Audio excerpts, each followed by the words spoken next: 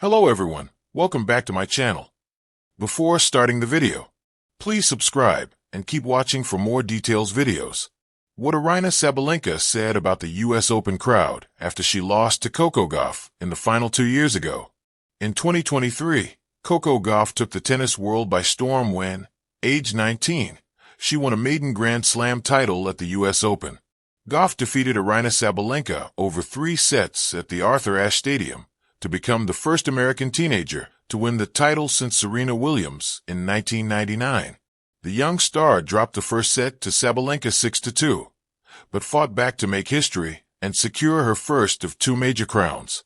Throughout the entire match, Gauff was cheered on by a rapturous home crowd, which her opponent commented on following their clash. Aryna Sabalenka's comments about the US Open crowd in 2023. In her post-match press conference, Sabalenka was asked how she felt about not only having to face Gauff, but also 24,000 fans. She responded, "Well, I wouldn't say that I was playing against the crowd. I got a lot of support messages from people from here, from New York, so I knew that how can they support me more than her? Of course they're going to support her. She's 19 years old, playing the final of a Grand Slam. That's just unbelievable. She actually made history. I kind of expected this. I didn't play against them. I would say that sometimes this kind of support can put a lot of pressure on the player whom they are supporting. And it's kind of like it was pressure on her in the beginning. It's just me. I didn't finish important points, I made these unforced errors there. Yeah, of course, I gave them the energy. They start to be louder. She started to feel a little bit better on court. So yeah." Aryna Sabalenka said why she lost the US Open final in 2023. On her performance that day, the Belarusian said, "I will say that in the first set, I was dealing with my emotions quite good. I was focused on myself, not on the crowd or the way she moved. Definitely she was moving just unbelievably today. But then the second set, I start probably overthinking, and because of that, I start kind of losing my power. Then she started moving better. I start missing a lot of easy shots. The good news is that it's me against me. The bad one is that I'm still having these issues playing against myself," I would say, smiling. "But it's okay. I'll work harder, so next time I'm not going to get even a little bit tired on court, and so I'll be better." I would definitely say that she was moving really well and defending really great, better than anybody else. So I always had to play like an extra ball. It's a combination of everything. But I would say that today was more because of me. That is, not the whole match, but there was key moments in the second set which the one I lost, the moments I lost, and those moments helped her to turn around the game. Afterwards, it was just, of course, her unbelievable defending game. But I would say that just because of that, key moments in the second set where it was more about me than her, I lost this match. Sabalenka went on to clinch the US Open the following year, beating Jessica Pegula in the final to win it all. Aryna Sabalenka breaks silence. Reflections on US Open crowd after 2023 final loss to Coco Gauff. It was a balmy New York night in early September 2023 when Aryna Sabalenka stood at the edge of history, just a few points away from her first US Open title. The crowd at Arthur Ashe Stadium was electric. Every breath held and every rally cheered. But as the final point was played and the ball slipped past her racket, victory went to the rising American sensation, Coco Gauff. The world saw a celebration, Gauff collapsing in joy, her mother in tears, and a thunderous ovation shaking the iconic stadium.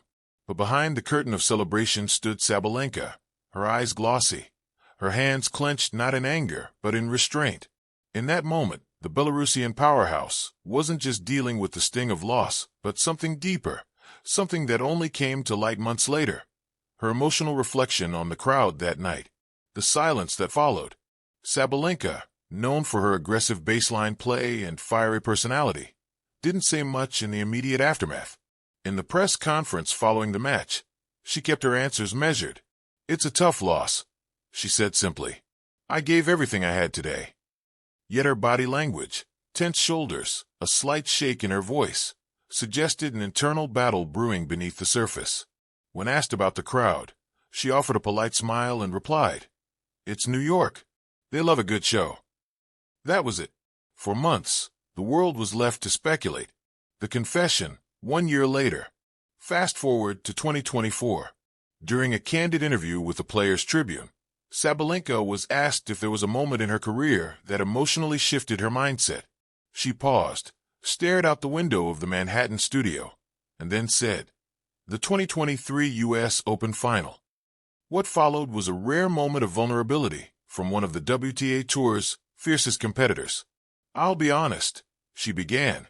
"It wasn't just about losing to Coco. She played great. She deserved that title. But what really hurt was the way the crowd reacted to me." Her voice trembled as she continued. "It felt like I was the villain in someone else's fairy tale. Every error I made, every double fault, it was like they were waiting for me to fail. When I hit a winner, there was silence. When she broke my serve, they roared like I was already done.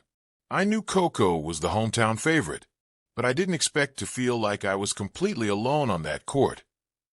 Echoes of booing and bias. Sabalenka wasn't exaggerating. Even seasoned commentators noted during the match how one-sided the crowd had been. The U.S. Open has always been a melting pot of emotions, known for its passionate, rowdy fans. But in that final, the love for Gauff bordered on fervor, and in contrast, the apathy toward Sabalenka bordered on cruelty. "There were moments I thought, 'Am I really that unlikable?' she said. It wasn't about patriotism anymore.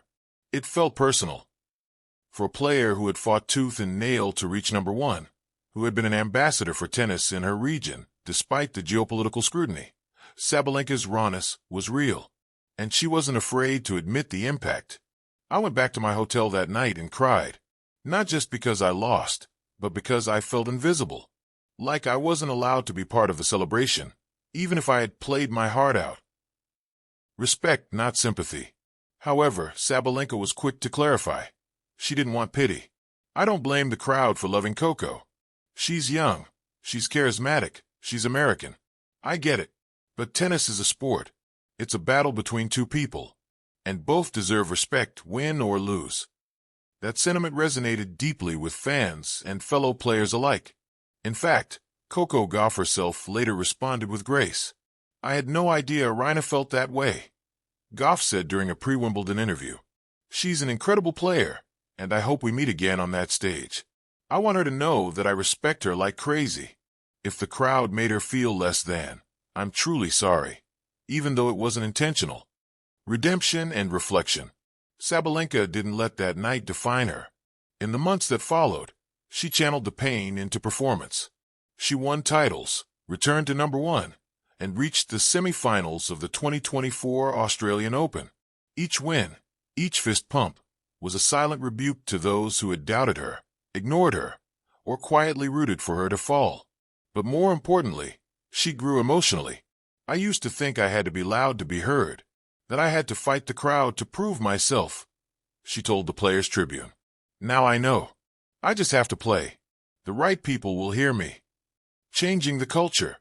Sabalenka's interview sparked a broader conversation across tennis. Fans and pundits alike began questioning the role of crowd behavior in influencing matches. Billie Jean King commented on the issue during the 2024 U.S. Open preview. "Tennis is a sport of respect. We cheer, we love passion, but we also owe every player our appreciation. Especially in finals, it's vital to honor both athletes." Sabalenka raised a point we can't ignore. Even the USTA issued a quiet but meaningful update. Gentle reminders placed on stadium screens encouraged respectful support and reminded fans of tennis core values: integrity, fairness, and mutual admiration. The return to Arthur Ashe. In 2025, Aryna Sabalenka returned to New York, stepping once again onto the court that once broke her heart. But this time, the atmosphere was different. From her first-round match to her quarterfinal run, the cheers grew louder. Fans waved Belarusian flags. A sign in the stands read, "We hear you now, Aryna." When she was asked if this time felt different, she smiled.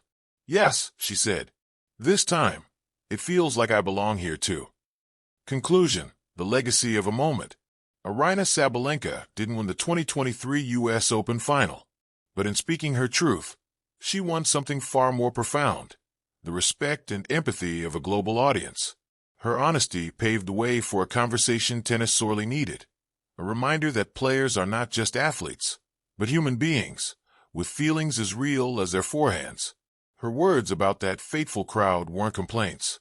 They were a courageous act of vulnerability, one that elevated not just her image, but the integrity of the sport.